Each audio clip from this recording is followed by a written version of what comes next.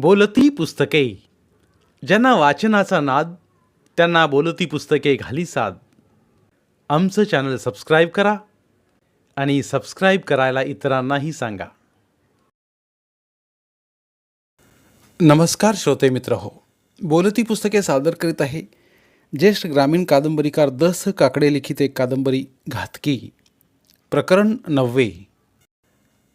पोऱ्यानं सोनूशेठला टाटा केल्यानं बालिशपणे शीळ घालत गेला. हॉटेलवाल्या पोराचं वय तसं 15-16 वर्षांचं होतं, पण डोक्यानं ते कमी होतं. आईविना वाळलेलं पुवार. चुलता नेहमी मारहाण करायचा. चुलती तापलेल्या उलटण्याचे डाग त्याला द्यायची, उपाशी ठेवायची. एकदा असाच डोक्याला मार बसला. पोरगा बेशुद्ध पडला. त्याला त्याने तसाच तो पडू दिला. शुद्धीवर आला तेव्हा त्याच्या डोक्यावर परिणामच झाला होता. त्याला बोलायला चालायला नीट सुधरत नव्हतं. घरी खायला कहार नको म्हणून तो हॉटेलात ठेवला गेला. हॉटेलवाल्याला पण राबणारी पोरं हवी होती. संध्याकाळी सोन्याच्या आईची डेड बॉडी आली. बारीक फाडतोड झाली होती. डॉक्टरने रिपोर्ट आणला होता. सोन्याच्या आईच्या तोंडावर ओरखडल्याच्या खुणा होत्या. बाकी काही खास रिपोर्ट नव्हता. बाकी अंदाज तिचा कोणत्या तरी दांडग्या पुरुषाशी झगडा झाला होता. रात्री तिच्याशी कुणीतरी झोमण्याचा प्रयत्न केला, पण तिनं प्रतिकार केला होता. तिच्याशी झोमणाऱ्या माणसाने तिच्या तोंडावर ओरकडे ओढले होते. म्हणजे तिची अब्रू घ्यायचा प्रयत्न केला होता. तिनं नकार दिला म्हणून तिला विहिरीत टाकलं असावं असा अंदाज मग फौजदारानं बांधला. जुन्या तालुका पोलीस स्टेशनच्या CID वाल्यांनी तोच अंदाज पक्का केला. मग त्या दृष्टीनंच तपास सुरू झाला. सोन्याची आई रांडाव होती, विधवा होती. सोन्या चांगला 24 वर्षांचा असला तरी ती शरीरानं चांगली दणदणीत होती. घरातला सारा पैसा अडका तिच्याकडे होता. ती एकटीच घरात राहायची. सोन्याला ती फार्म हाऊसमध्ये झोपायला पाठवायची. रात्रीचं मग CID वालं फिरलं आणि त्यांना मग बातमी लागली. बातमी बाईच्या चारित्र्यावर शिंतोडे उडवणारी होती. तिचं आणि पोलीस पाटलांचा संबंध होतं. पोलीस पाटील रात्रीचा तिच्या घरी जात होता. त्याची अडचण नको म्हणून तिनं आपल्या सोन्याला फार्म हाऊस बांधून दिलं होतं. सोन्या तिकडं झोपत होता. त्यासाठी सोन्याची समजूत काढणं महत्त्वाचं होतं, पण तो तर पोलीस कोठडीत बंद. फौजदार रात्रीचा पोलीस कोठडीत गेला. सोन्या शांतपणे झोपला होता. CID वालं बी फौजदारामागं गेलं. सोन्याची चौकशी करायला हवी होती. सोन्या, दारू पिणार का? फौजदार बोलला. हां दारू पिणार. आईचं दुःख विसरायला मी दारू पिणार. द्या दारू मला. सोन्यानं आईच्या आठवणीनं मग रडायला सुरुवात केली. तोंड झोडायला सुरुवात केली. सोन्या तसा फार नाटकी. तुला आईचं दुःख होणं साहजिकच आहे. आईवर माझं प्रेम होत. तिचा एकटा लाडका जीव मी. माझ्या एकट्यासाठी ती नवरा मेला तरी जिद्दी राहिली. ती गोष्ट ही खरी होती. गावाला ते माहीत होतं. साहेब, माझ्या आईला मी कसा हिरीत टाकीन सांगा? सोन्यानं CID ऑफिसरला सवाल केला. तुला कोणाचा संशय आहे? माझी आई मला नेहमी सांगायची. काय सांगायची? त्या पाटलापासून तू जपून राहा. त्यानंच तुझ्या बापाला जेवणातनं काहीतरी खायला दिलंय. त्यामुळं त्याचं अन्न तुटलं. त्याची जेवणाची वासना उडाली. त्याला जेवण जाईना. पण तुझ्या बापाला कावीळ झाली होती असा गावचा रिपोर्ट आहे. साफ खोटा रिपोर्ट आहे तो. गाव पाटलांची नजर माझ्या आईवर होती. त्यामुळं तो माझ्या बापाचा काटा काढण्यामागं होता. त्याला माझी आई पाहिजे होती. सोन्यानं आपल्या मेलेल्या आईवर बनावट कहाणी पेश केली. सोन्याच्या आईच्या आणि पाटलाच्या संबंधांची कुजबूज गावात होती. पण येथे सोन्यानं जे सांगितलं ते जरा वेगळंच होतं. पोलीस पाटील त्याच्या आईमागं होता. त्याच्या आईला पोलीस पाटलाची भीती होती म्हणून ती स्वतःला जपत होती. पण गाव तर सांगत होतं की सोन्याची आई एकटीच राहत होती. तिनं सोन्याला फार्म हाऊस बांधून दिलं होतं जेणेकरून पोलीस पाटलाला रात्रीचं मोकळेपणी भेटता आलं पाहिजे. फौजदार साहेब, माझ्या लग्नाच्या दिवशी पोलीस पाटलानं माझ्या आईचा हात धरला होता, तर आईनं त्याच्या थोबाडीत दिली होती. बोलली, पुन्हा माझ्या मागं लागशील तर पोलीस ठाण्यात जाशील, पोलिसांना सांगीन की. पर ती पोलीस ठाण्यात आली नाही. कशी येईल पोलीस ठाण्यात? लेकाचं लगीन होतं, तिच्याशिवाय बेआबरू कुणाची होणार होती. सोन्या मग रडायलाच लागला. CID वाले त्याच्या नाटकी रडण्यानं चुळबुळ करायला लागले. मग ते जमादाराला बोलले, त्या पोलीस पाटलांना पोलीस ठाण्यात आला, त्यांची चौकशी करायला पाहिजे. CID वाल्यानं पहिलंच पोलीस पाटलाला शोधायला माणसं पाठवली होती, पण तो न सापडल्यानं ते सारे परत आले होते.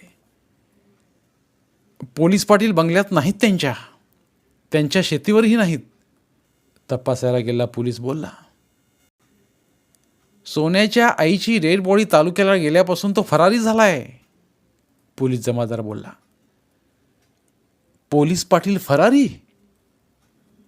CID वाल्यांचं डोकं मग जाम चालायला लागलं. त्याने एक अंदाज बांधायला लागले. माझ्या आईच्या डेड बॉडीची तालुक्याला नेऊन फाडतोड केली तेवढी बस. आता ती माझ्या ताब्यात द्या, मला तिचा शेवट तरी चांगला करू द्या. सोन्या हात जोडून फौजदारला आणि त्याच्या मदतीला आलेला CID वाल्यांना बोलला. तोपर्यंत सोन्याचा मामा साहेबराव आला, मामी आली, तेच त्याचे सासू सासरे होते. त्यांच्यासोबत सोन्याची बायको शाली आली नव्हती. आपल्या जावयाला पोलीस कोठडीत टाकलंय, बहिणीची डेड बॉडी तालुक्याच्या हॉस्पिटलला फाडतोडीला नेली आहे हे करताच ते दोघे आले होते. त्यांच्यासोबत सोन्याचे काका मावशी सारे आले. सारे मग बोलायला लागले की फौजदारानं बॉडी आमच्या ताब्यात द्यावी, तिला स्मशानात नेऊन तिचं चांगला अंत्यविधी करू द्यावा. ह्यात सोन्याचे भाऊबंद पण तशी मागणी करू लागले. नातलग आणि भाऊबंदाचा आवाज काढल्यावर फौजदारानं आपल्या पोलीस जमात आणि तालुक्यावरनं विशेष चौकशीला आलेल्या पोलीस मित्रांकडे पाहिलं. तुमची काही हरकत नाही ना या बाईच्या मृत्यूबद्दल? फौजदार बोलला. काही हरकत नाही, सोन्याचा मामा बोलला. हां, आमची काहीही हरकत नाही, आम्हाला आमच्या ताईसाहेबाचा मुर्दा द्या. सोन्याची मावशी बोलली, पण त्यांच्या आवाजात सोन्यानं आपला आवाज मिसळवला नाही. तो गप्प बसला. तो डोळं टिपत होता. सोन्याच्या आईचा मुर्दा ताब्यात द्यावा की देऊ नये या गोंधळात सापडला फौजदार खुर्चीत बसला असताना गावच्या भिल्लाचं पोरगं धावत आलं. बोललं, साहेब, पोलीस पाटलाचा मुर्दा त्यांच्या उसात पडला आहे. काय? हा साहेब. फौजदार बसक्या खुर्चीतनंच खाली पडतो का काय असं त्याला झालं. जमादार, भिल्लाच्या पोराला जीपमध्ये घ्या, चला. मग एक पोलीस जाग्यावर थांबला. बाकी पोलीस फौजदार जीपमध्ये बसून गेले. सोन्याच्या आईच्या मुर्द्यापाठोपाठ पोलीस पाटलाचा मुर्दा पडतो म्हणजे गावात लगेच ती बातमी पराचा कावळा होऊन वाढत गेली. सोन्याच्या आईचं प्रेत पाहून पाटलानं आत्महत्या केली. सोन्याच्या आईची हत्या पोलीस पाटलानं केली म्हणून अटकेच्या भीतीनं पोलीस पाटलानंच आत्महत्या केली. सोन्याच्या आईनं पाटलाला लग्नाचा नकार दिला म्हणून त्यानं आत्महत्या केली. गावात हव्या तशा बातम्या उठत गेल्या. त्या बातम्यांनी सोन्याचा मामा मामी काका मावशी तर काळवंडलेच. आपल्या सोन्याची आई अशी एवढी दुसऱ्याच्या आत्महत्येला कारणीभूत होईल असं वाटत नव्हतं. पाटलाचं प्रेत पंचनामा करून पोलीस ठाण्याकडे आणलं गेलं. त्याच्या अंगावरच्या कोटाच्या खिशात कीटकनाशक द्रव्याची मोकळी बाटली सापडली होती. बाटलीला गुंडाळलेला एक कागद होता. कागदात लिहिलेला मजकूर होता, सुंदराबाई, सोन्याचं लगीन झाल्यापासून तू मला टाळायला लागली आहेस. रात्रीचा घरी आलो तर दार उघडायचं बंद करू लागली आहेस. तुझ्याशिवाय मी जगू शकत नाही. तू जर मला अशी दूर ठेवू लागलीस तर तुला मी विहिरीत फेकून ठार मारीन. तू मेल्याची खात्री पटल्यानंतर मी बी विषारी औषध पिऊन तुला भेटण्यासाठी स्वर्गात येईन. कळलं? तुझा शेखर पाटील. पोलीस पाटलाची चिठ्ठी फौजदारानं पंचनामा करताना बाटलीला गुंडाळून तशीच जप्त केली होती. पोलीस पाटलानं सोन्याच्या आईला दावल वाघाच्या आईला विहिरीत फेकलं होतं, त्यामुळं ती मेली होती. चिठ्ठीप्रमाणे पोलीस पाटलानं कीटकनाशक विषारी औषध पिऊन आत्महत्या केली होती. मात्र पोलीस पाटील आणि सोन्याची रांडाव आई पोलीस पाटलाच्या उसात केळीत दिवसा कसे भेटत नाहीत, तो तिच्या घरी कसा जाई हे सांगणारे लोक पुढे पुढे येऊ लागले. सोन्याच्या आईविषयीची ही खरी बातमी बाहेर आली आणि जवळच्या नातलगांना कळली तेव्हा ते तिच्या अंत्यविधीला थांबायला पण तयार होईनात. त्यातला एक एक जण मग काढता पाय घेऊ लागला. सोन्या, तुला काय सांगायचंय? फौजदार बोलला. पोलीस पाटील धड माणूस नव्हता. गावातल्या आणखी 2-3 लगीन झाल्या बायकांशी त्यांची लपडी होती. माझ्या आईबद्दल माझं चांगलं मत होतं, पण पोलीस पाटलाच्या ह्या चिठ्ठीतला मजकूर ऐकल्यावर मी बी तिच्या शरीराला अग्नी देणार नाही. सोन्यानं आईबद्दलची आणखी चीड व्यक्त केली. त्याच्या डोळ्यातलं गळणारं पाणी बंद झालं. आता त्याच्या डोळ्यात अंगार पेटला होता. पण सोन्याचा मामा पुढं झाला. त्यानं सोन्याला हात जोडलं. आपली अक्का साप धुतल्या तांदळासारखी होती हे तो त्याला सांगायला लागला. त्याचा काका मात्र आपल्या थोरल्या मेहुणीविषयी चांगलं बोलायला तयार नव्हता. तो मौतीला थांबायला तयारच नव्हता. त्याच्यासोबत त्यानं सोन्याच्या मावशीला पण नेलं. सोन्याची मावशी त्याच्या आईच्या पाठची बहीण. सोन्याच्या वर्गातला मित्र सरनेच तर त्या साऱ्या प्रकारानं चकित झाला. त्याला पोलीस पाटलाविषयी विश्वास होता. सोन्याच्या आईविषयी विश्वास होता. त्या दोघांचं काही संबंध नव्हतं हे तो छाती ठोकपणे सांगणारा होता. पण समोर ते जे पुटाणे आले होते त्यावरनं सरपंचाचं कोणीच खरं मानणारा नव्हता. पोलीस पाटलानंतर गावचा तो शहाणा माणूस होता. जे झालं ते झालं, पण सोन्याच्या आईच्या प्रेताची जी परवड चालली होती ती त्याला आवडणारी नव्हती. सोन्याच्या आईच्या हातचं सरपंच जेवला होता. दिवाळीचा सण आला की तो सोन्यासंगती लाडू करंज्या खायचा. सरपंच काही घटका फार मोठा बागायतदार नव्हता, पण तो चांगला शिक्षण झालेला होता. कॉलेजचं शिक्षण त्यानं पूर्ण केलं होतं. सोन्यासारखा गावात तो टपरी म्हणून बदनाम झालेला नव्हता, म्हणून तर तो सरपंच झाला होता. त्याला पाटलाबद्दल आणि सोन्याच्या आईबद्दल आदर होता. गावातली त्याच्या बाजूची जी काही 10-5 माणसं चांगली होती त्यांना त्यानं एकत्र केलं. गावात जे जे काही घडलं ते विश्वास ठेवणारं घडलं नाही. पण आता तो विषय बाजूला ठेवू आणि दोन्ही माणसांना आपण सन्मानानं स्मशानात नेऊ असं जाहीर केलं. सोन्या जर आपल्या आईला अग्नी द्यायला तयार नसेल तर तिचा धर्मपुत्र म्हणून मी तिच्या प्रेताला अग्नी देईन म्हणून त्यानं जाहीर केलं. सरपंचाच्या त्या बोलण्यानं गावातल्या बाकी चर्चा आपोआप थांबल्या. फौजदारानं पोलीस पाटलाचं प्रेत तालुक्याला धाडलं. त्याचा रिपोर्ट आल्याशिवाय त्याला तसं स्मशानात नेणं ठीक नव्हतं. सरपंच मित्राचा हात जोडून सोन्या ठिकाणावर आला. त्यानं आपल्या आईच्या प्रेताला स्मशानात अग्नी दिला. मग सारेच पांगले.